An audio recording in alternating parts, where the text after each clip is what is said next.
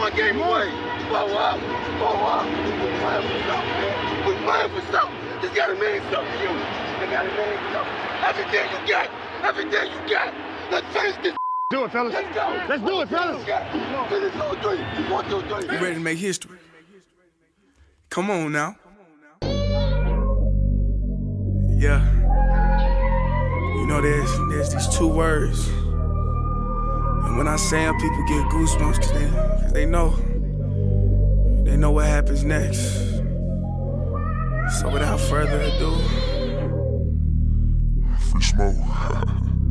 look. Scared cause I'm drowning in silence with bad thoughts. These days I don't have nothing to say, man, the bag talks. I put in headphones on my driver. Pull up to the spot and give a good dick and Godiva. I can't lie, I'm uninspired. No more pillow talking about nonsense. I only stick around to put some band-aids on my conscience. I don't know why I feel so bad, nigga. That's what we do, no foundation. We don't build no more, we just screw. Half a bottle of Henny, girl, I'm going with the wind. The same niggas say they happy for me, ain't want me to win. So I'm done on my friends. Don't need help popping Coronas and reminiscing. I just call up Big Bro J and say it's time for venting. If I live forever, I hold this hate for some centuries. You don't know how much I have you doing what it meant to me, but motherfuck all that. I don't even offer up the time to make the call back. Stupid Lodo, if they don't get the picture now, man, I crop them out of the photo. I can't relate to my peers. Been doing this shit for years. I'm motivated by fears. I took the wheel and I steer. My sound not dictated by fuck boys in Atlanta. Stay gifted like this album was ghost written by Santa Bars forever, like they decided to throw me under Slammer. Every song's a hit like they picture me underhanders. I could drop 1,000,000 songs, but they never gon' understand us. Soapbox sermons for niggas never giving chances. Fight our whole lives to get these weak ass advances. Work twice as hard for the shit that they getting handed. And this ain't even nothing we chose, nigga, we branded. Still can't tell why all of these niggas mad at me. I'm trying to get 100 so I can put my team on salary. Give it all to the art, man, I turn my life to a gallery. Man, damn, what a fucked up masterpiece. 1,100 shots and I swear, man, I felt them all. If we ain't even good on our blocks, man, who can we call? Pre-decline state of mind, we broke crabs in the barrel. Got us fighting our folk, man, this shit just a life of peril.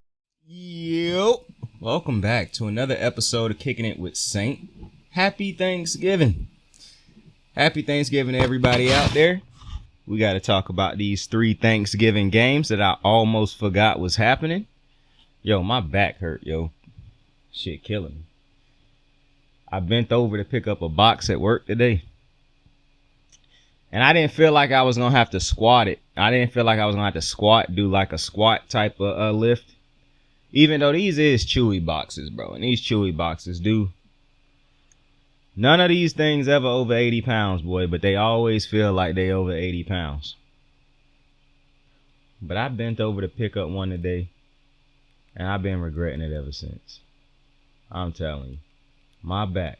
I don't even know how to describe it right now, boy. That shit hurts so bad. But I'm hoping when I go to bed, wake up, it'll be all gone. But it probably won't the way this thing felt. But you know what I just realized? I could have been massaging this bitch the whole time. I got a massage, like a electric massage thing. I'm wilding. Anyways, we got to get into these games, man. You know, the Thursday night games. You got the Packers heading into Detroit to play the Lions. That'll be the 12:30 game. You got Washington heading to Dallas to play the Cowboys. That is the 4:30 game. And in the 8:20 game, you have the San Francisco 49ers taking on the Seattle Seahawks. But before we get into that, yo, something had just crossed my mind. Because I be watching that Draymond Green, Rudy Gobert shit all the time. That shit is hilarious to me, bro. You know, I thought about something after I watched that today. Bro, why was Rudy Gobert's first instinct to say, to tweet out, oh, you always do this when Steph's hurt? This what I'm saying, man. This how I know how certain dudes is raised, bro. This how I learn how, and you can call it being mature, you can call it being whatever you want. I don't care. I just know how certain dudes deal with certain type of conflict, bro. For Rudy Gobert's response to be, oh, you do this every time Steph is suspended. Or Steph is hurt. Bro. See, now he gonna choke your ass out again if this happened again, bro. What type of response is that? If I'm Rudy Gobert, all right, and the only thing that I would really like to be about Rudy is have his bank account. That's about it. But aside from that, I'm pretty sure he live in a nice house too. I like to cop that from him. But aside from that, that's not the point. If I'm Rudy Gobert, and Draymond, and I'm in that situation. For one, I don't imagine how I could be in that situation, seeing as how I'm 7 foot something. I don't know how I don't use some type of strength to. I feel like Rudy should be strong enough to just straight up get Draymond up in the air from a back position, be able to just lift him, transfer that weight and get him up in there. I feel like he should have done something instead of flailing, bro. Like, dude, so addicted to flopping and failing, bro. Dude was immediately looking for help, bro. Instead of defending yourself, the first thing that you thought to do was throw your hands up in the air and flail around like a... I was finna say something. I don't get it. Excuse me. Bro, you 7'20". Like, come on, bro. What is you doing? If this happened to Wemby, completely different story. Wemby's still small. He tall as hell. But Wemby probably not that big compared to like some of these other dudes who done been in the league for a while. Bro, Rudy Gobert done been in the league for a minute. And I just don't understand how your first responses to all this shit was to flail around like a child. And I'm not going to use the other word I wanted to use. And to go and immediately tweet about it. Like, bruh, if I'm Rudy Gobert, after that transfer, let's say we got to this point where it happened. All right, so it happened. I'm not tweeting you. I'm going to your locker room, my boy. I'm trying to meet you in them locker rooms, bro. We're going to have a story about how they had to pull us apart, how security had to stop Rudy Gobert from going and beating Draymond's ass, bro. Now, I know Rudy not built like that, and that's the problem. Rudy Gobert going to get choked. Now, what's stopping the next person from choking Rudy Gobert out? Bro, who is the enforcer on Minnesota? See, people who get mad at me for defending Draymond, I'm thinking about this on a different level. If something happened to Anthony Edwards, who is there to defend Anthony Edwards? Who is going to be the menace for Anthony Edwards? Who is going to be Draymond Green for Anthony Edwards? Because clearly it ain't going to be Rudy Gobert. Clearly it ain't going to be Carl. That's my problem. See, y'all immediately thinking about how much you hate Draymond. I'm thinking to myself, who is going to defend Ant when somebody pull this shit on Ant? If somebody bump Ant, if somebody pulling on Ant's jersey and trying to square, who gonna defend Ant? If you got Karl Anthony Towns out here, he should be putting Draymond in a choke and he ain't doing it. What do I do? And you got Rudy Gobert flailing around and shit, immediately looking for help. And then when he could go make a scene in the back, instead he want to tweet about it. I understand you got the people, he just being a professional. Bro, how many times is people gonna bitch Rudy before he don't have to be a professional no more? I mean, he can't step out of character one time and let motherfuckers know, like, bro, I'm not the one. Because clearly he is the one. That's why Draymond immediately went for his ass. And then I see people who always be like, oh, bro, it's not standing on business. Draymond running from behind and choking. Bruh, for one, I love how y'all like to act like the situation, if this happened in y'all situation, you would have waited till he turned around and choked him out. Like, man, shut the fuck up. And two, I don't see nobody saying this about when Karl Anthony Towns was tapping out to Ben Simmons last year. When Ben Simmons had that man in a guillotine, I ain't seen that man was legitimately tapping out on the floor, bro. And I ain't see nobody bitching about it, bro. But soon as Draymond do it, he too old, he got to chill out. Man, y'all something else, man. Y'all something else. But my back, bro. My back is in so much pain, bro. So much pain. The process of the hours in which I hurt my back, though, completely worth it because of what I was doing and who I was chilling with during them hours, bro. So we good. We just gonna hope that bit heal up. With that being said, let's talk about some of these games, man. All right? Let's talk about... I think it's a Black Friday game happening. I don't know why this... it's happening at like 3. I don't understand why it's happening at 3 in the afternoon instead of just happening like at a regular football time that happened at night. But that's neither here nor there. The first game, Detroit is at home taking on the Green Bay Packers. Now, I'm taking Detroit to win this game, but I don't want to take Detroit to win this game because I actually think the Packers can win this game. But my problem with the Packers still remains. I have to see them be consistent on offense for a couple weeks before I can just start picking them to win this. Not to mention, if Detroit loses this game, that's really going to show me how weak the NFC is because this is an important game. Like, Detroit cannot go out there and lose it. For one, it's a divisional game. Two, you trying to build. So you're probably not gonna win the first place in the NFC. I believe that Philly gonna win that. But Detroit is in a battle with two teams who they not really playing against, but they are playing against them. And that's the Cowboys and the Eagles. Oh, well, really three, and the 49ers. And you cannot tell me with a straight face right now that you think that the Detroit Lions can go into Dallas, San Fran, or Philly and beat any of those three teams. Now, when it comes to the Cowboys, at the moment, they wouldn't have to go into Dallas. Dallas would probably have to go to them. I still would pick Dallas to win that game. So to me, the Lions need a convincing win over the Green Bay Packers. They 7.5 point favorites. That is crazy to me. I don't never talk about point spreads and shit like that. But when I saw that today, I was like, if Detroit lose this fucking game. Now, I already done told you, I'm not a huge believer in the Detroit defense. I just think they done had favorable matchups this year. I'm also not the biggest believer in their offense, but they've had favorable matchups this year. Now, I don't think that they are a bad offense. I just don't trust their offense against great defenses. Luckily for them, you don't know what Green Bay Packers team going to show up. While I do think Green Bay will give you a good defensive effort, if the offense for Green Bay struggle, it just make it that much harder for the defense to go out there and play a great game. Because if you always have to play from behind, then that kind of it make your defense less like. Could you imagine if the New York Jets defense didn't have to play from behind damn near every single game? They'd probably be putting up crazy numbers this year, historically, if they weren't always playing from behind. Could you imagine if you gave that New York Jets defense like a 20-point lead or a 2-touchdown lead? My goodness. Could you imagine giving that New York Jets defense a quarterback or an offense that they knew could go out there and get them at least 25 points a game? So they knew all they had to do was not let a team score 25 points. Could you imagine what a defense could do?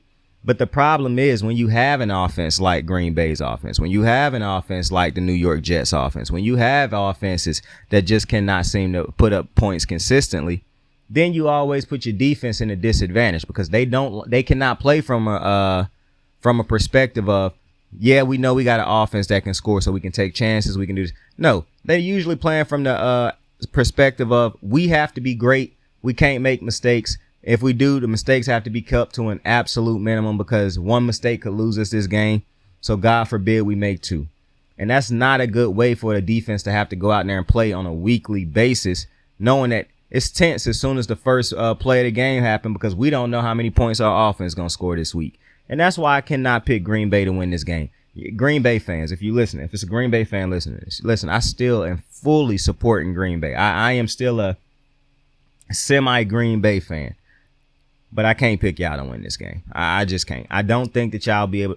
Now, this was honestly interesting to me. I still like Jordan Love, even though I do think that Matt LaFleur could have called a better game plan this year. It didn't help that Aaron Jones got hurt after the first game of the season. And it also don't help that A.J. Dillon is not a good running back unless A.J. Dillon is in front of him. At least that's what's been proven to me at this point. And it also don't help that I don't believe they have a number one receiver in Dallas. I mean, not in Dallas, in Green Bay. I think when you have an offense where you got to spread the ball around all the time, I know a lot of fans and whatnot be like, oh yeah, look at how he spread the ball around. That usually means you probably don't have a number one receiver.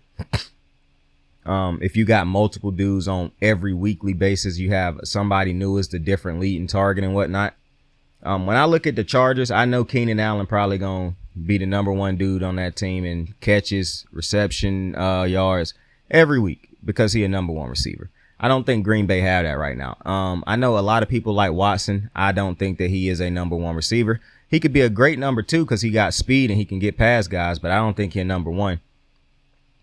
For Detroit, though, I think Detroit have to put their foot down. I think this need to be we are a good NFC team. We are a Super Bowl caliber team. Because if I'm gonna be honest, if I'm Dallas, if I'm San Fran, if I'm Philly, and I know these teams say, we don't focus on those teams. We just focus on the teams that we have on our schedule and that's a hit.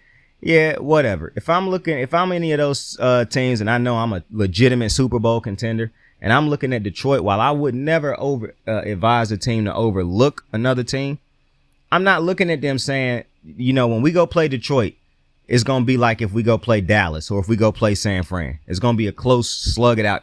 I don't see that. I think if you get up early on Detroit, you can pretty much put Detroit away, because I don't think Detroit is built to play from behind. I don't think they defense good enough to play from behind. And I don't think Jared Goff is good enough to play from behind, because once you have to if you put Jared Goff in a situation where game planning, offensive game strategy go out the window and it's just throw because we from playing from behind, you're not winning that game more than likely with Jared Goff, because he's going to throw a couple picks to the other team. So while I do think Detroit will win this game, if this is a close slug it out game, and God forbid the Packers find a way to win it, I just think it hurt Detroit even more when it comes to how people look at him as Super Bowl contender. Now, I saw Jeff Saturday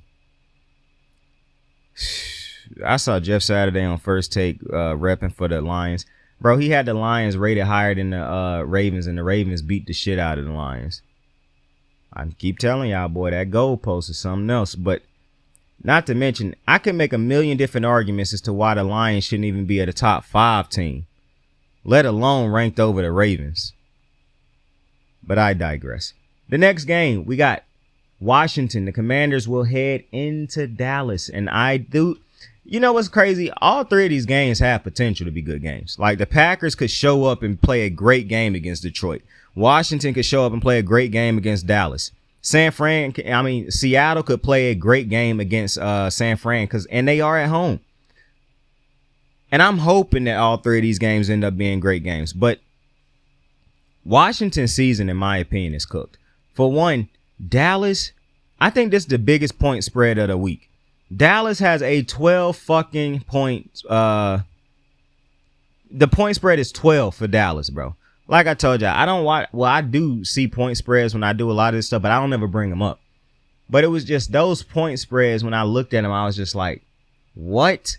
That's why I said bro, when you look at the point spreads for these other teams, the 3 games with the craziest point spreads, bro, is the 2 of the Thanksgiving games, the 2 early ones, even though the last one is a 7-point spread. And the Black Friday game is basically a 10-point spread. And then you got that KC game and I don't understand how this game got this point spread, but KC got an 8.5 point spread over the Raiders.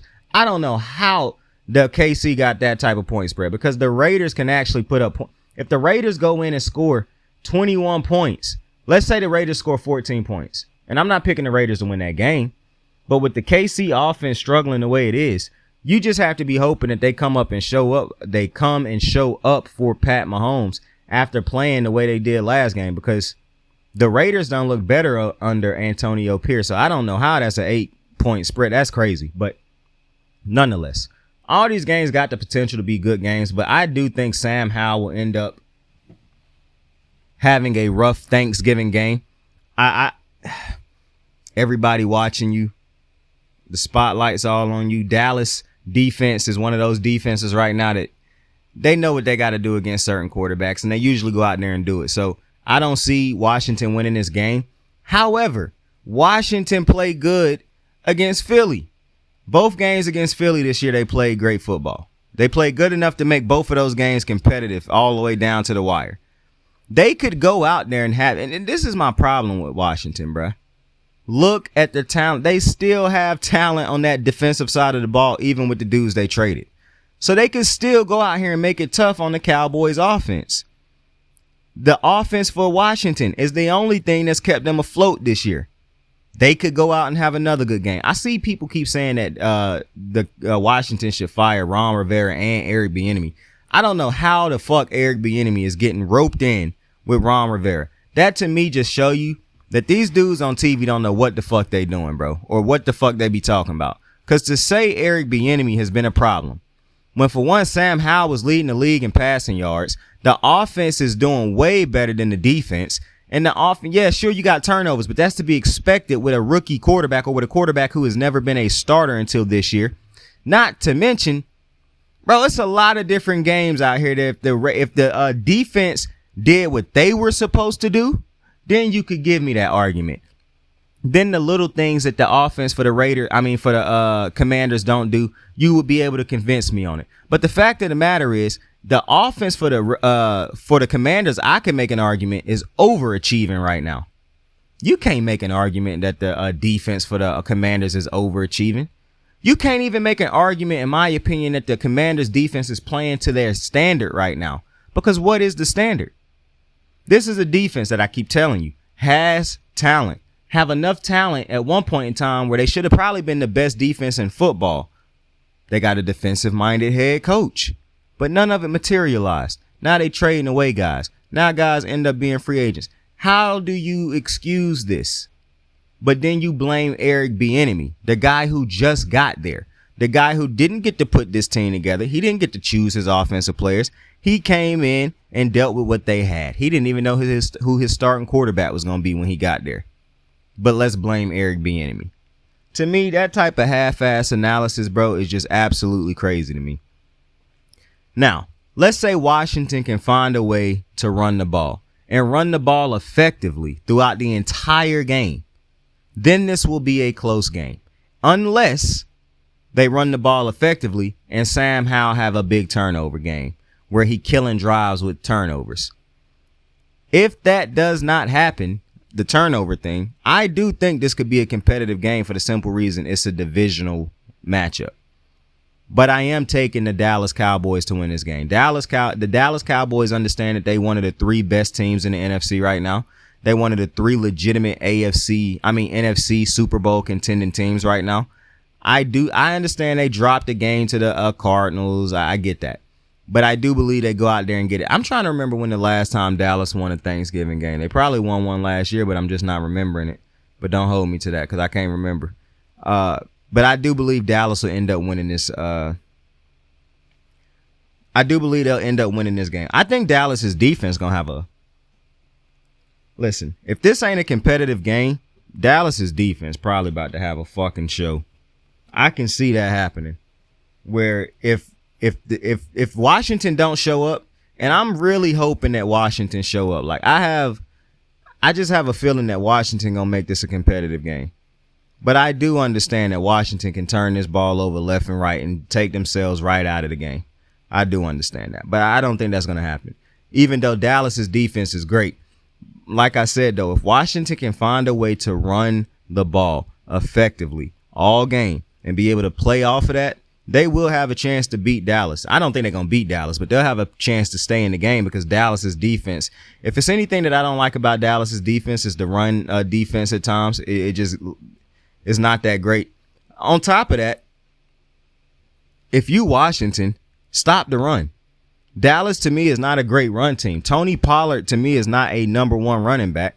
Tony Pollard, to me, cannot carry the load on a week-to-week basis. And if you can figure out or stop the run, like some teams been able to do to Dallas this year, and you just turn them into a throw-heavy team, I think you give yourself a chance to be competitive in this game. But with Ron Rivera as the head coach, Lord only knows what'll happen. Next game. San Francisco, this is the nighttime game. San Francisco will be in Seattle taking on the Seattle Seahawks. Now, I am taking San Fran to win this game. I just have no faith in Seattle. I don't think Seattle...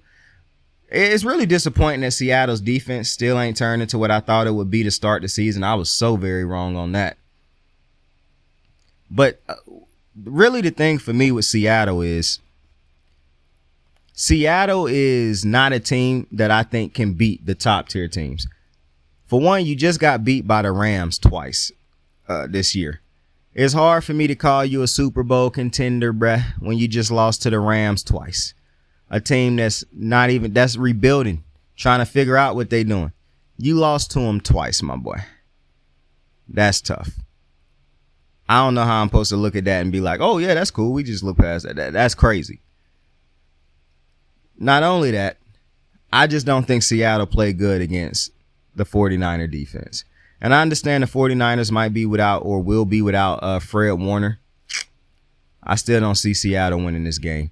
The real shame is Seattle have the talent on offense to be able to compete in this game. And they at home. Like I said, all 3 of these games could be competitive. Every single one of them. Will they be? I don't know. I'm hoping.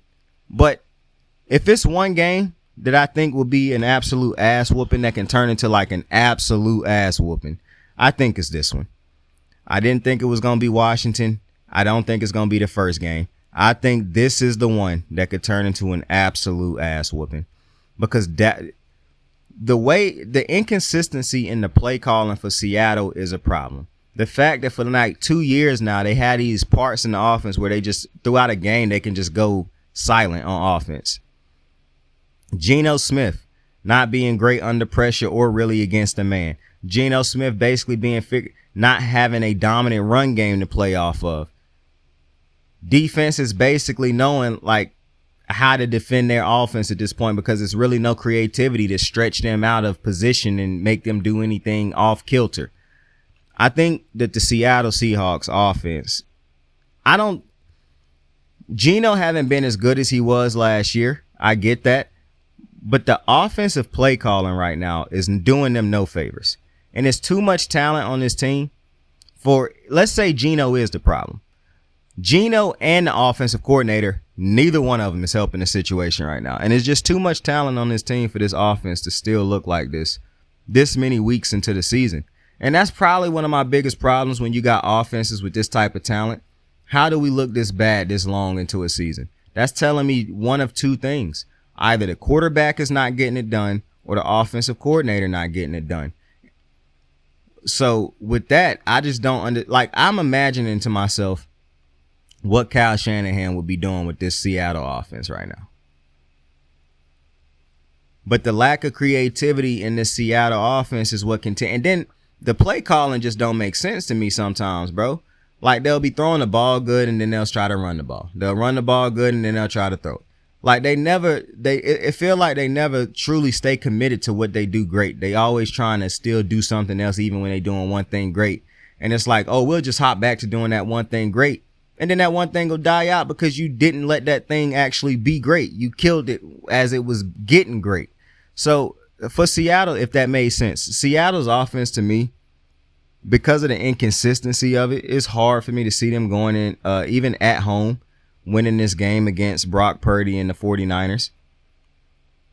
Especially when you can, and I understand it'll be loud in Seattle, so Brock Purdy could end up turning the ball over once or twice this game. But I just don't see Seattle winning this game, bro. I just think Geno could absolutely fall apart in this game. And the worst part is that it's going to happen in Seattle. See, this game being in Seattle to me is the only thing that's going to stop it from being an ass whooping. And even then, I'm like, man, the 49ers is just a better team. Not only is they a better team, I think they play these type of games better. They are more equipped to go into a big type of game on a Thursday night, all eyes on them, and win. And I do believe that Seattle's defense could keep, Seattle in the game for about a quarter, maybe two if they play great. But eventually, because of the creativity on the Kyle Shanahan offense, they're not going to be able to keep this offense from scoring in the entire game or for an entire half. It's just not going to happen. Seattle, they stop themselves a lot of times, bro. So it'll be an interesting game. But I was thinking, if I break down that Friday night game, because I don't even know if I'm going to watch that game. Because I'm going to be at work at 3 o'clock in the afternoon. So I don't even know if I'm finna waste my time breaking that game down. You know what I done learned from doing 2 breaks this year when it came to I didn't do 2 different predictions this year. I told y'all I wasn't going to do one of them. I didn't tell you about the other one. But after I didn't do one of them that I had already planned out to do, I told y'all it was going to be eventually one that I wasn't going to do again. After not doing those for 2 different weeks, it showed me you don't have to break down every game. And that Friday night one might not be a game I break down because I don't know if I'm going to be able to see that game. I want to actually know for a fact if I'm going to be able to see it or not. So wait a minute. Oh, I know I'm 100% not going to be able to see that game. I work a double on Friday, bro. So it wouldn't even matter if they started that game at a late enough time. Anyways, with that being said, I appreciate y'all for joining me on another episode of Kicking It with Saint. Quick little episode. Tell somebody you fuck with them. Tell somebody you love them. Happy Thanksgiving. I fuck with you. I love you. And I appreciate all the support. Saint out.